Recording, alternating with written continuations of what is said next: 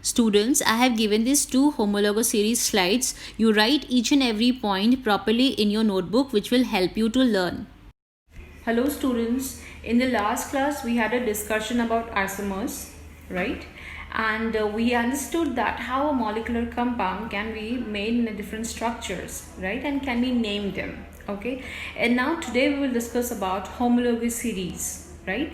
We will study about its features, their characteristics, okay? So let's watch a video. Through that video you will understand better, right? Because in that video everything has been said, like from the molecular formula till the structures. So let's watch it.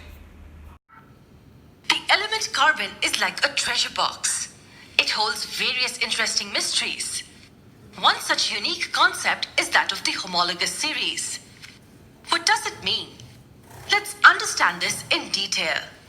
Let us get to know the concept by breaking it into two parts: homologous and series.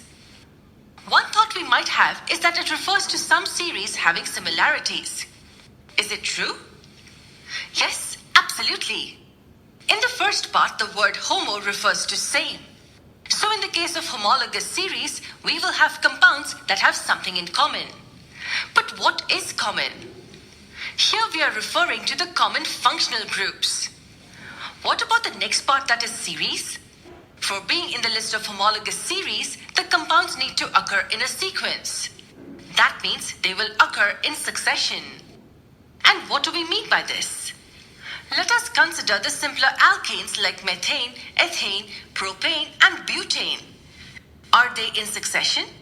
You may say yes. They occur one after the other. But what exactly makes them successive to each other? To understand this, first tell me what is the molecular formula for each. The molecular formula of methane is CH4. That's right. Ethane is C2H6 and propane is C3H8. And how is butane expressed? Its molecular formula is C4H10. Now what will happen if I add CH2 to the molecular formula of methane? It gives me C2H6, right? That is ethane. And if I add CH2 to the molecular formula of ethane, does that give me propane? Yes. Adding CH2 to the formula C2H6 gives me C3H8, which is nothing but propane. And you know the last one. Adding CH2 to propane gives us C4H10, that is butane. Now can you tell me how exactly these compounds are in series? Yes, they are in succession. And what is the common functional group among these compounds? Needless to say, it's an alkane. That means the compounds here will have the same general formula. For example, in this case, the general formula for alkanes is CnH2n plus 2. So all of these compounds show this typical general formula, right? Yes, they do. Even though they have different molecular formulae, the general formula is the same. And we also noticed a common difference between any two successive compounds. There's a common difference of CH2. Now that we've understood the concept, let's define the term homologous series in simple words. It is the series in which the compounds with the same general formula but different molecular formula occur in immediate succession. So the hydrocarbons in the homologous series will have different lengths of carbon chains, but they will possess the same functional group and will occur in succession.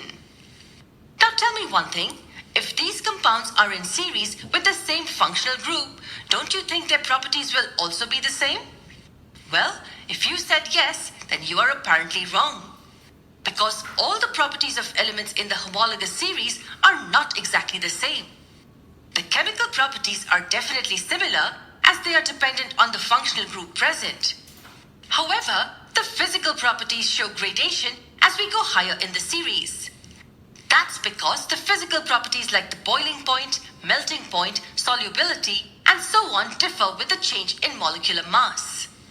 For example, a compound with 10 carbon atoms will have a higher boiling point compared to a compound with 3 carbon atoms. That's because the energy required to break the bonds will be greater. This is how compounds in the homologous series slightly differ from each other in spite of being in a sequence. This was about the concept of homologous series seen in the carbon compounds.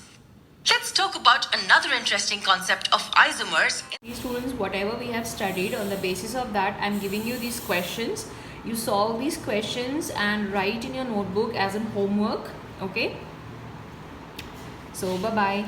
Take care.